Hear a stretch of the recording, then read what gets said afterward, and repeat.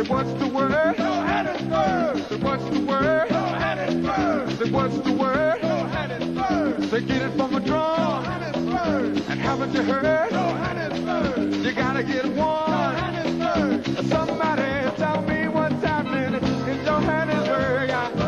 New York is like Johannesburg, and LA is like Johannesburg. Freedom ain't nothing but a word. Ain't nothing said what's the word? Johannesburg.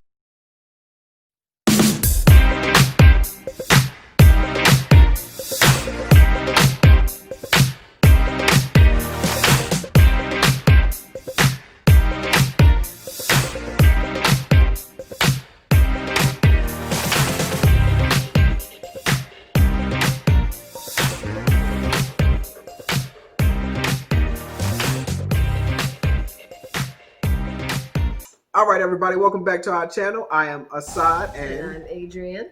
And today we're going to talk about our property purchase in South Africa and the process. But before we get into that, make sure you like, comment, and subscribe, and hit the little notifications button so you can know each time we drop a new video. And we'll be dropping videos about 3 times a week. Just a little tip, there's a tool we found very helpful in assessing whether a property would be a good investment or not. It's called mypropertyapp.com, and we'll link it below, but it has a calculator, a built-in calculator where you would enter in all of the costs. If you're going to borrow money to purchase a property, then you can put in all of the related costs for, taking out a mortgage, or what do they call a mortgage there? A bond. A bond, yes. So you can enter in all your potential bond costs, any costs that it would take to fix up the place. It also put in any expenses for if there's not a tenant in there versus if there is a tenant, all of that. And then it will calculate your return on investment once you enter in all of the information. It has kind of a, red, yellow, green zone. If you're in the green zone, you can offer, if it's in yellow, it's like try for something lower. So that's a really good tool. So after you're on property 24, you found the house. You want to see the property. You want to do a quick virtual walkthrough. And on our first property, we just contacted them on WhatsApp, correct? It was a video WhatsApp call, and they walked us through the property. We met the tenant virtually. But they walked us kind of through the entire apartment, and then I'm going to tell you what was, a little racism. I gotta point it out. And it was kind of subtle. Charming racism. Classic American charming racism. It wasn't, too loud. It was a little subtle. When the real estate agent was walking us through the house, our tenant is a young white lady. And so she turned her phone and she showed her, she showed her us. And she said, this will be, your new landlords. And then she said, oh, they're Americans.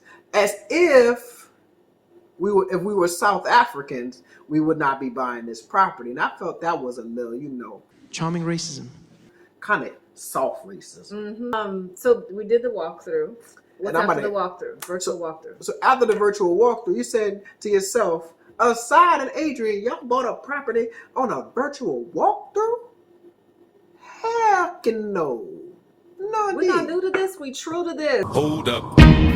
Right. We've done this here in the U.S. before. We've been landlords here. We done flipped houses and all kind of stuff. Bad experiences here that taught us what not to do. Exactly. So what did we do next?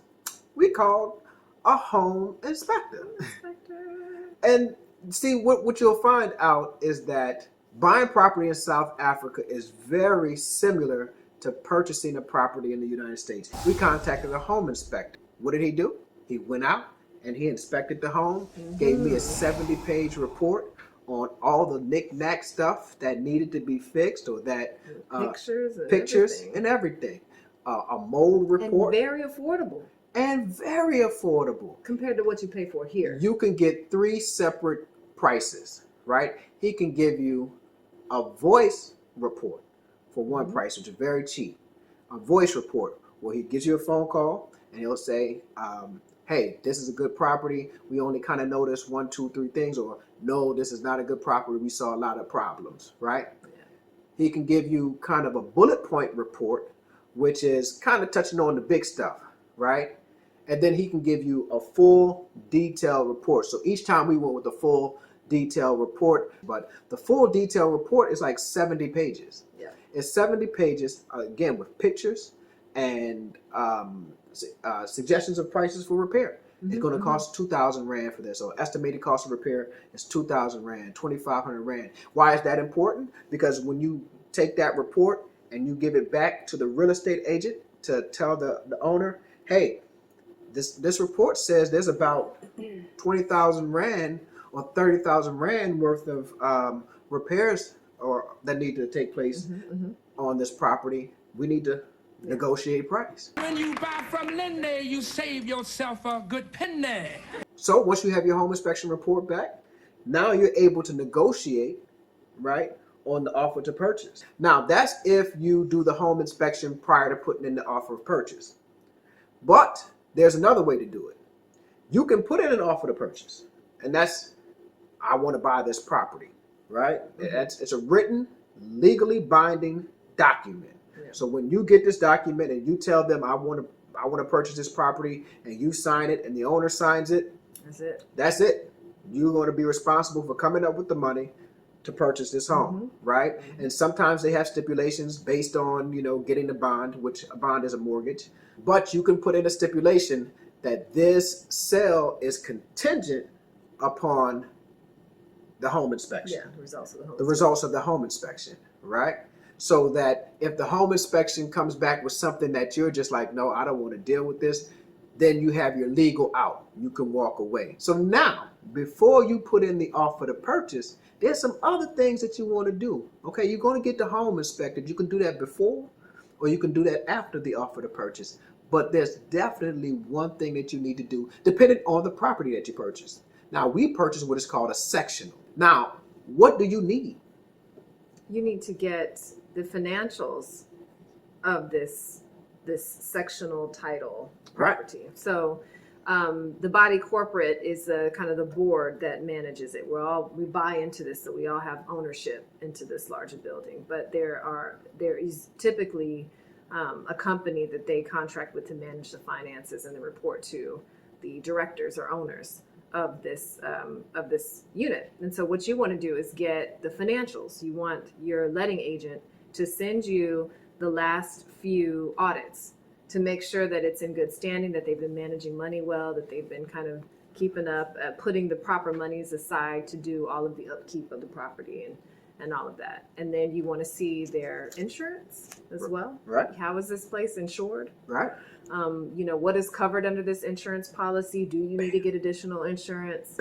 So those are things that you need to have and review prior to offer to purchase, or that could be another contingency that you put into your offer to purchase to give you an out. Another thing that must be considered in your sectional purchase. Now, this doesn't go for all types of properties, but for a sectional purchase, you're going to have to know the levies. Now, the levies are what the body corporate charges owners to maintain the grounds. It's kind of like what you would call a homeowners association fee. Yeah. Every month you pay a homeowners association fee to make sure the grass is cut, make sure the pool's well maintained. Some of these places have pools, they have play areas for children, they have a braai facility, which is like a clubhouse where you can barbecue and hang out and stuff like that. They have beautiful gardens, beautiful grounds, and all this has to be maintained by the body corporate. So you pay a levy to make sure that is all these amenities are maintained. And the more amenities a place has, the higher those levies are going to be. Also, there are taxes, monthly taxes that must be paid. Mm-hmm. So when you're making an investment property purchase and you're looking at rental income, you must keep in mind that your bottom line may not be the same as your gross. Your rental income may be one amount, say 7,000 Rand. However, you're going to have levies and your taxes that will come out of that 7,000 Rand. So you may only see 5,000 Rand. Because we are in the United States, we couldn't fly to South Africa right now if we tried. Huh? Right. But they're not open to U.S. leisure travelers. So you're going to need a local property management company to manage your property. If you want to place a tenant, let's say you buy a place and you don't have a tenant, you're also going to need someone to advertise your place and actually get a tenant in your apartment. So, and that all costs money. So that is going to be another expense that you need to look into. There are quite a few property management companies available. They have different rates. I think 8% is about average. Right. So, you just have to look into that. Also, if they place the tenant, then the tenant is kind of contractually their tenant. Right. So the way that they deal with kind of tenant landlord laws is, I think it protects tenants quite a bit in South Africa. Yes. So it's just important to look at those differences. Okay, so let's kind of do an overview before we go. Property 24, put in your price range, put in your area of town, locate the property, contact the agent, do a virtual walkthrough, get a home inspection, offer the purchase, look at the financials, secure a property manager. In order to go to closing, in South Africa, what is it called? Transfer, or it's called the conveyancers. Conveyance, right. It's conveyance fees, conveyance attorney, yeah. Yeah, so it's conveyance. So that is the transfer of your title, of the title of the owner into your name, into your new ownership. So the actual entire process took about 3.5, almost 4 months to purchase the first property, right? And in the process of that, we started purchasing the second property. Once we made the offer to purchase, we sent a deposit. The deposit eventually went to the conveyor. Then we received an email with the website login information. I believe it's called Secure Commons. And it's maybe 20 items listed, and it'll let you know the date of everything. So it'll say project deposit management. kind of, site. yeah, exactly. Deposit received, offer to purchase signed, and all of these listed items. So once all of those checklists are done, then you're finished. So I'm sure someone is asking, well, what was the prices? What are the numbers? How much did y'all pay? That ain't your business. But I can tell you, that you can buy a decent sectional for about 35,000 on up. And a decent sectional in a very nice neighborhood for about 35,000 on up. So thank you guys for tuning in to this episode as we try to explain the home buying process, our home buying process in South Africa. So if you guys have any questions, comments, or concerns, you can leave them in the comment section at the bottom, or you can reach out to me via email, asadelmalik@gmail.com, and I'll put a little title that goes when it comes in, and email me. And anything that I can do to assist, anything Adrienne can do to assist, will definitely, help you out. Yeah.